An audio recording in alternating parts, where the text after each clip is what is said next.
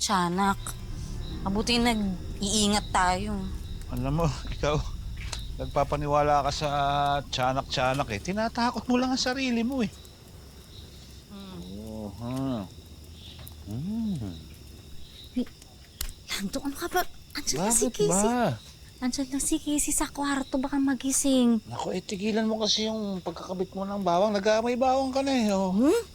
Kung magtigil Alam ka mo, nga. ang mas importante, haluan natin ng pagmamahal yung mga ginagawa nating kakanin. Di ba?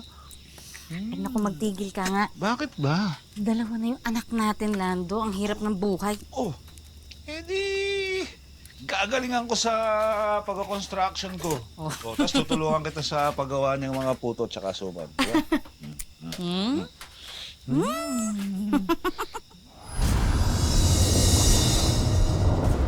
Isa pa eh, yung mga anak natin, puro na lang made in Bataan. Ba't hindi na lang tayo gumawa ng made in Cebu naman? O, di ba? Ano, tingin mo? Ha? Ang kulit ni. Oo. Bakit? Wala naman. Ha? Para kasi may nakatingin sa atin kanina eh. Tingin na saan? Ano naman eh? O, tagal na. Ano naman yung pumapasok sa isip mo? Halika na. Halika.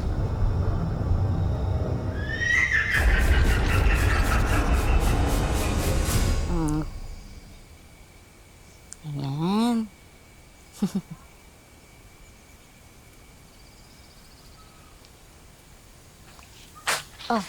Oh, kami. Alis na ako. Baka mahuli pa ako sa trabaho sa construction. Mapagalitan pa ako. Unang araw ko pa naman. O sige. Ako manaya, alis na rin para magtinda pagkagising ni Casey. Ay, butonis mo. Eh, Butonis mo nga ito. Ay. Nakakagulat naman po kayo. May tutulong ba kami sa inyo? Pasensya na. Nabalitaan ko kasi sa bayan na nagtitinda kayo ng kakanin. Bibili sana ako ng suman. Sige po. oo, tama-tama. Merong bagong luto, oh. Kuha lang ako. Ilan po yung kailangan niyo? Mga 5 lang. Napakagwapong bata naman. Ang ganda ng mga labi. Ang pupula. Oh, salamat. Maaari kayang makarga? Nako. Pasensya na po. Hindi pa po kasi sanay sa ibang tao si JR. At kilala po ba namin kayo? Nagpunta po ba kayo dito nung binyag?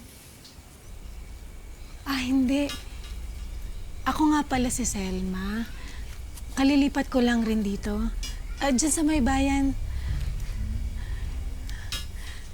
Madali lang talaga akong matuwa sa mga bata eh. Lalo na sa mga sanggol. Bira kasi yung mga bata dito sa lugar na to eh. Ay, oh, sige. Ako'y alis na. Sige. Baka mapagalitan pa ako. Sige, ha? O siya, mag-ingat ka.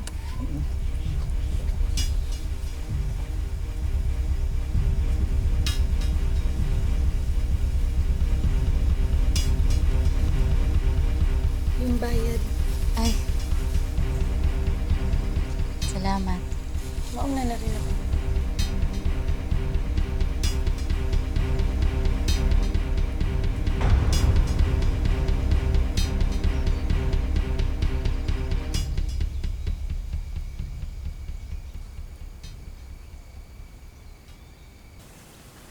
Prutas, gusto mo? Pagagalitan ako ni nanay kapag kumain ako ng matamis bago mananghalian. Ikaw na lang. Prutas! Teka lang po.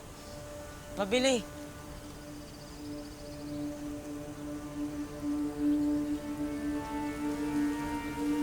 Kulang pa pala ito ng 2 piso. Sige na.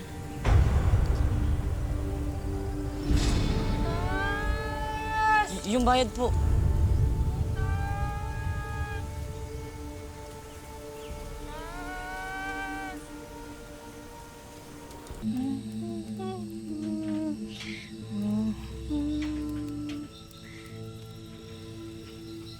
anak. Nagkamali si nanay noong ipinalaglag ka. Pero alam ko, babalik ka. Anak, anak, ikaw na ba yan? Shh, tara na. Tara na. Nandito na si nanay. Hindi na kita iiwan. Shh.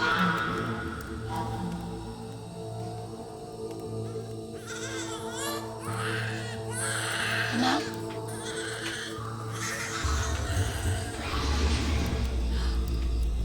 Alam kong nabuhay ulit ang anak ko. Alam kong hindi ikaw yon. Lumayas ka! Hindi ikaw ang anak ko! Umalis ka dito!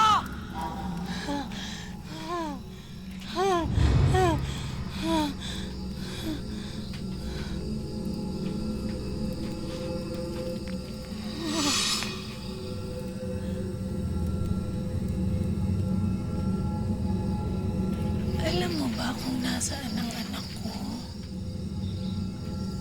Na kay Ami. Hindi lang ako makalapit kahit anong gawin ko. Kaya ikaw ang gagawa nun para sa akin.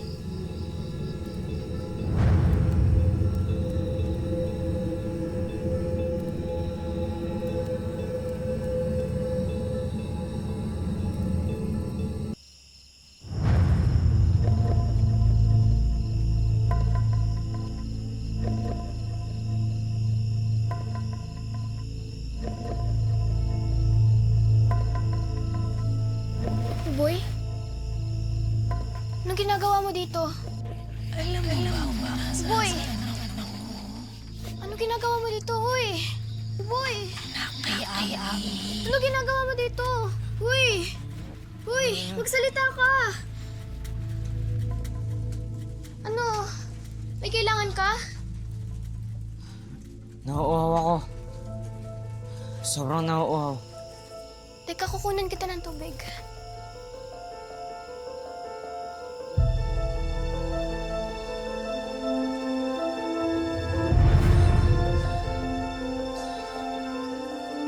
Boy?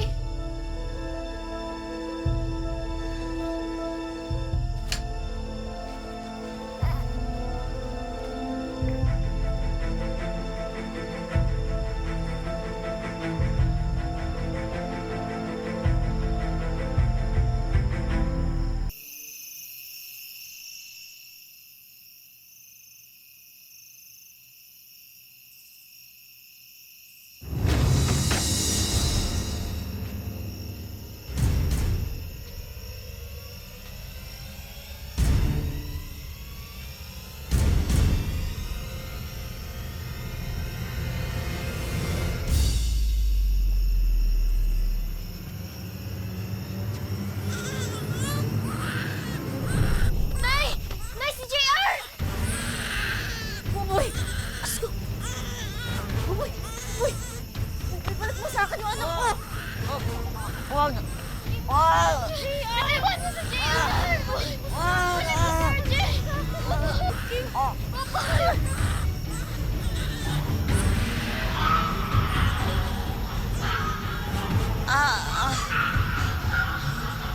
Ano?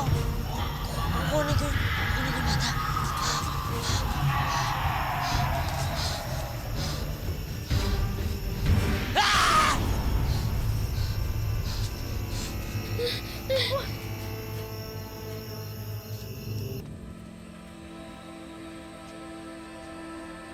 Selma, tigilan mo na yan.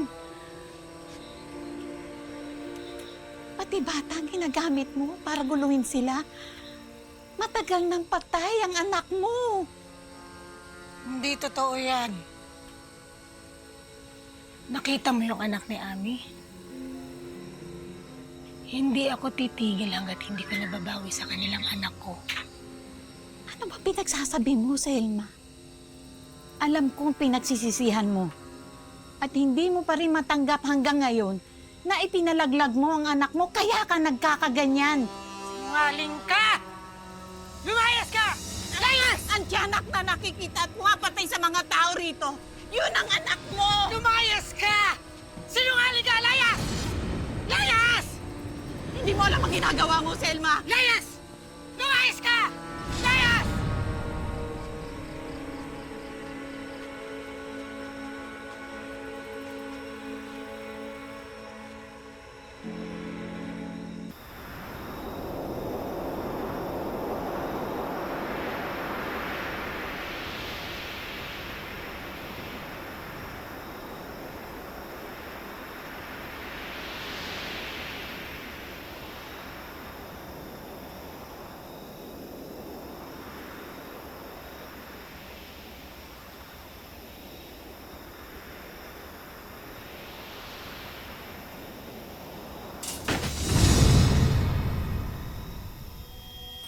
Sino po kayo?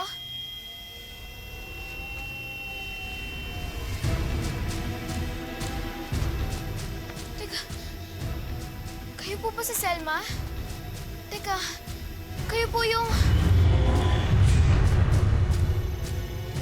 Saan niyo po dadalhin yung kapatid ko?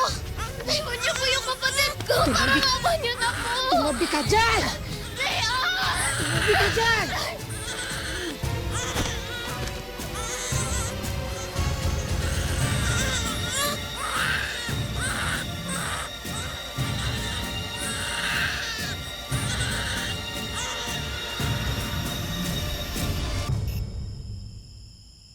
Casey! Casey, anak! Ano nangyari sa'yo, anak? Naku, si JR. Anak, lumisig ka dyan. Anak!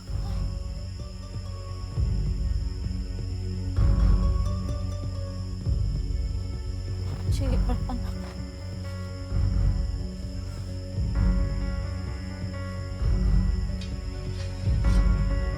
Ami. Ami, bitawan mo yung bata.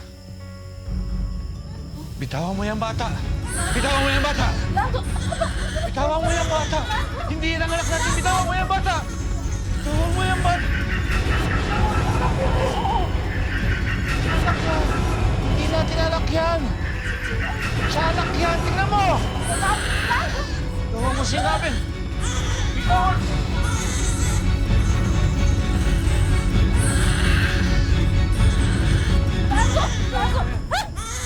Bitawan mo sabi ang bata eh. Hindi natin anak yan. Sa anak yan.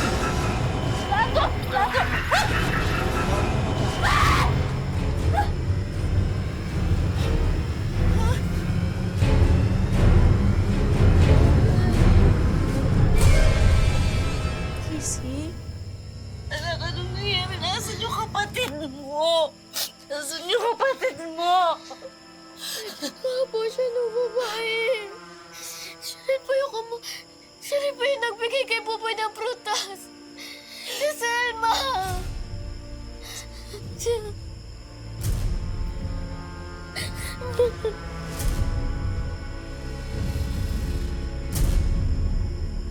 Bakit siya kinuha yung anak natin?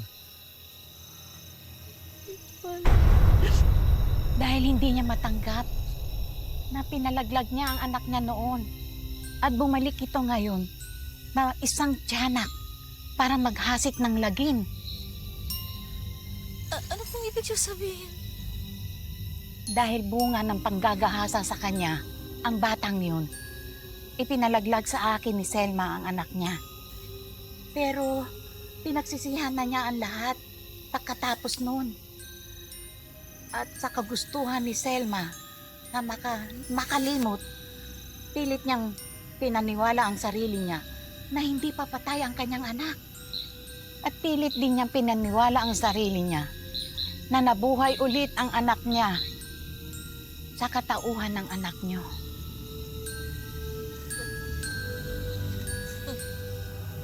Tayo papayag. Babawiin natin ang anak natin. Kukunin natin si JR. Kasalanan ko rin na nangyaring ito. Pero hindi pa huli ang lahat. Alam ko kung nasaan si Selma. Anak, tatakas tayo. Ilalayo kita. Maligaya na tayo, anak.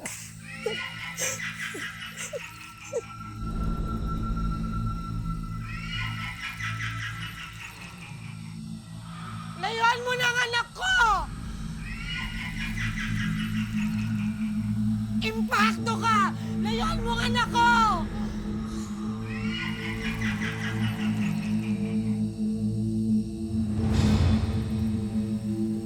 Ibigay mo na sa amin ang bata, Selma. Tigilan mo na yung kahibangan mo. Marami na masyadong nadadamay. Hayaan niyo na kami. Umalis na kayo!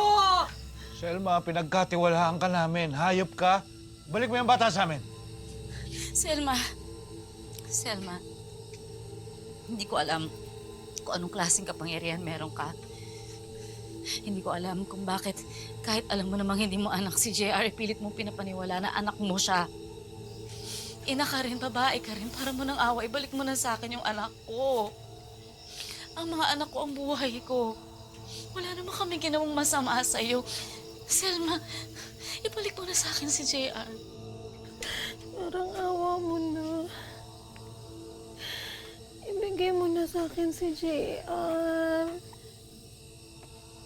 Hindi mo alam kung anong nangyari sa buhay ko simula nang nawala siya sa akin.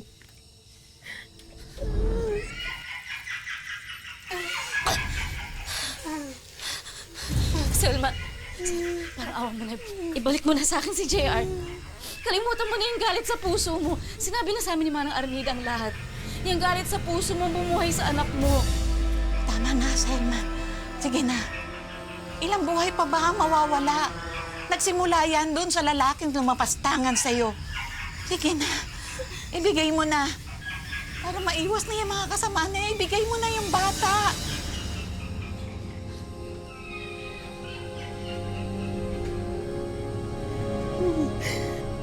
Ibigay mo na.